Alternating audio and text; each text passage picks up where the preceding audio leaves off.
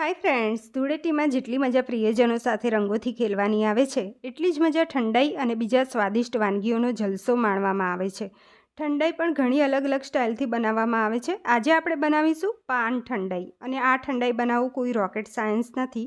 તમે ઘરે ખૂબ જ જલ્દી અને સરળતાથી ઘરમાં રહેલી વસ્તુઓથી જ આ ઠંડાઈ બનાવી અને પ્રિયજનોને ખુશ કરી શકો છો.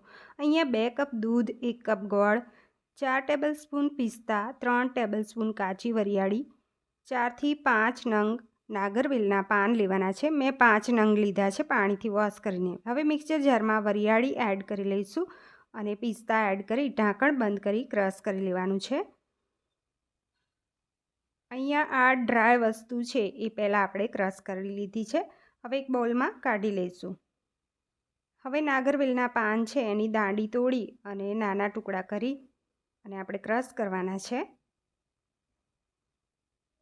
આ ઠંડાઈ ખૂબ હેલ્ધી પણ છે. આ રીતે ટુકડા કરી ઢાંકણ બંધ કરી ક્રશ કરી લઈએ. આ રીતનું ક્રશ થયું છે. હવે એની અંદર આપણે જે પિસ્તા અને વરિયાળી ક્રશ કર્યા છે એ એડ કરી લેવાના છે. ઢાંકણ બંધ કરી ફરી આ રીતે ગ્રાઇન્ડ કરી લઈશું. જો સરસ ગ્રાઇન્ડ થયું છે. હવે એની અંદર 1 કપ જેટલો દેશી ગોળ એડ કરી લઈએ. તમે ગોળનો પાવડર પણ લઈ શકો છો. ઢાંકણ બંધ કરી ક્રશ કરી લઈએ ફરી. જો હવે એની અંદર 4 ટેબલસ્પૂન પાણી એડ કરી ઢાંકણ બંધ કરી એકદમ સરસ ચટણી જેવું ક્રશ કરી લેવાનું છે. એકદમ સરસ ક્રશ થઈ ગયું છે.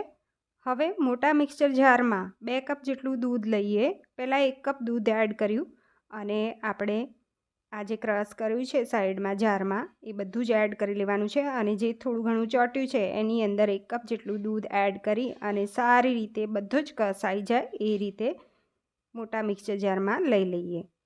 ટોટલ આપણું 2 કપ જેટલું દૂધ એડ થયું છે. ઢાંકણ બંધ કરી અને ચર્ન કરી લઈએ. એકદમ સરસ ચર્ન થઈ ગયું છે અને આ ઠંડાઈ છે ખૂબ ઝડપથી બની જાય છે. હવે આપણે ગ્લાસમાં આઈસ ક્યુબ એડ કરીએ. પાન ઠંડાઈને સર્વ કરીએ. એકદમ ચીલ્ડ એવી પાન ઠંડાઈ સર્વ થઈ ગઈ છે. ઉપરથી રોઝ પેટલ્સ અને પિસ્તાની કતરણથી ગાર્નિશ કરીશું.